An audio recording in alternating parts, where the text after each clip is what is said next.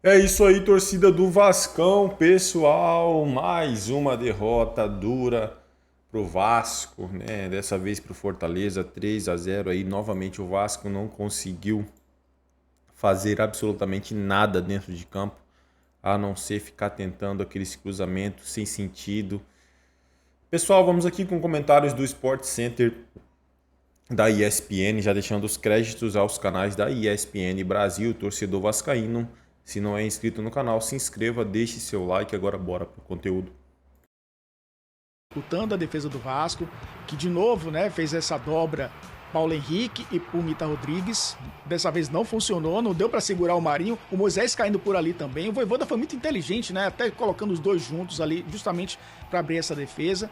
E foi o Fortaleza no seu grande estilo, né? Time de transição rápida, muitas vezes de bolas longas, muitas vezes desse 1 contra 1 que a gente vê aí o Marinho sempre, né, ganhando dos laterais para tentar abrir a defesa e finalizar. Então foi um Fortaleza que conseguiu, na sua intensidade, 9 de novembro de 2024. Um time intenso na reta final de temporada. Aliás, os times da parte de cima da tabela bem intensos e isso explica muito, né, a pontuação dessas equipes. Fortaleza chega numa pontuação muito boa, Abel. Matematicamente está na Libertadores, seja via, no mínimo pelo G6, né? Não consegue cair para a sétima posição, mesmo que queira, e não quer, obviamente.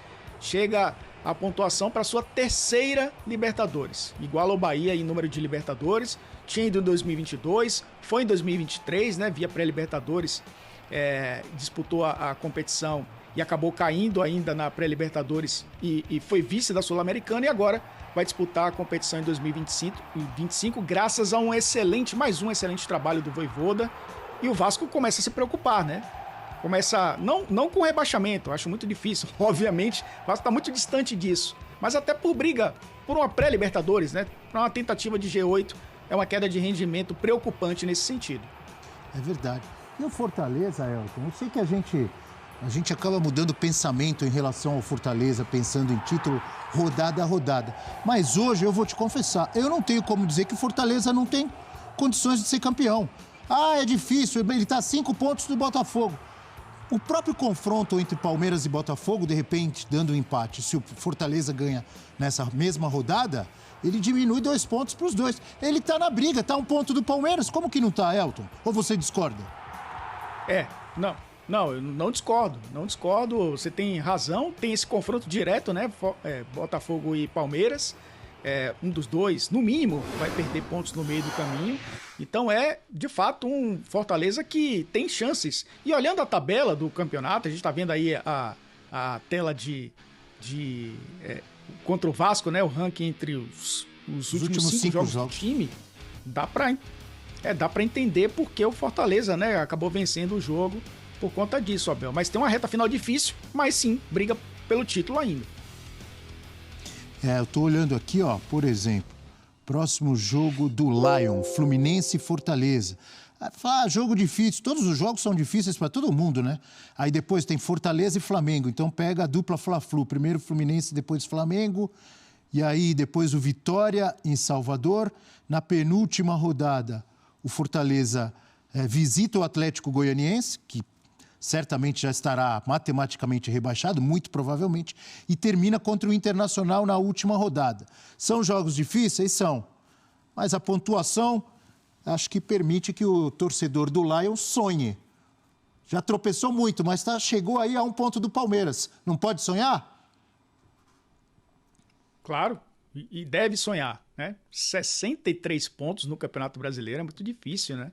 Chegar a essa pontuação, abrir o 4 do Internacional, tudo bem, o Flamengo joga, né? O Flamengo tem o jogo contra o próprio Atlético, né? No meio da próxima semana, chega a 61, fica a 2 pontos do Fortaleza, mas o Fortaleza nesse momento está a 5 pontos do Botafogo.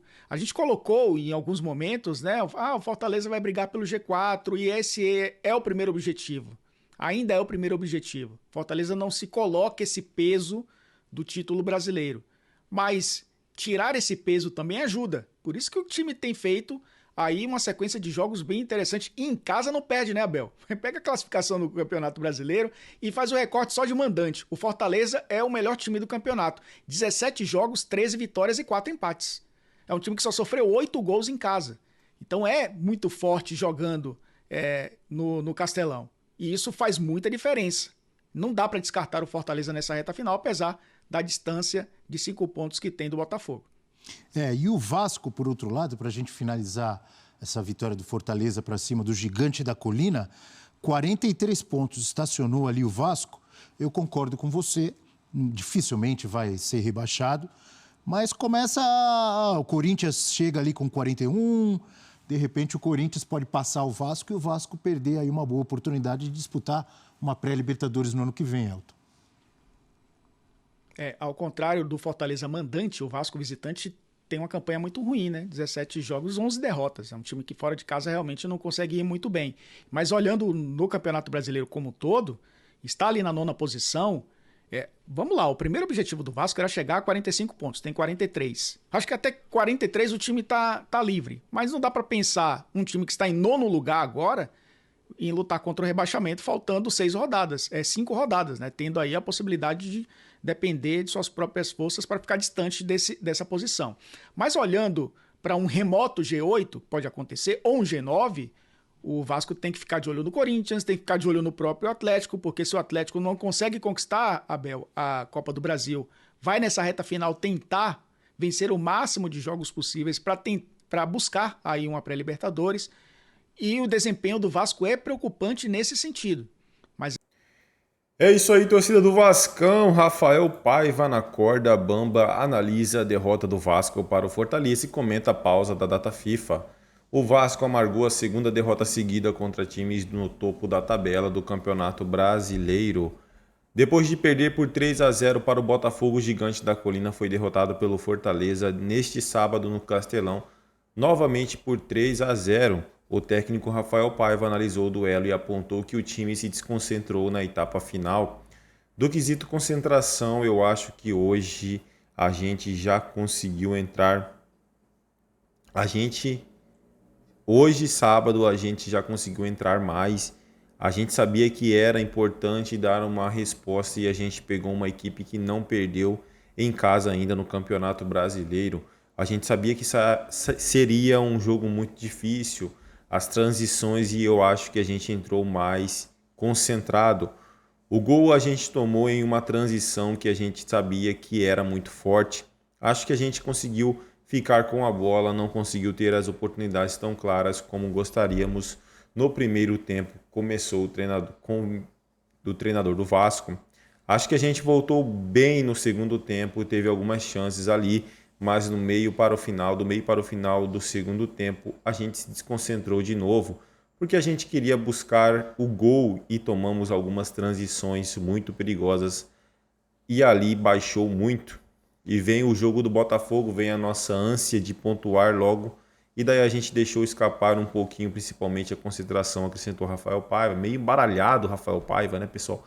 Agora o Vasco vai ter tempo para tentar evoluir em campo, o Campeonato Brasileiro vai parar para a data FIFA, assim o time volta a campo no dia 21 contra o Internacional em São Januário. Paiva indicou mudanças.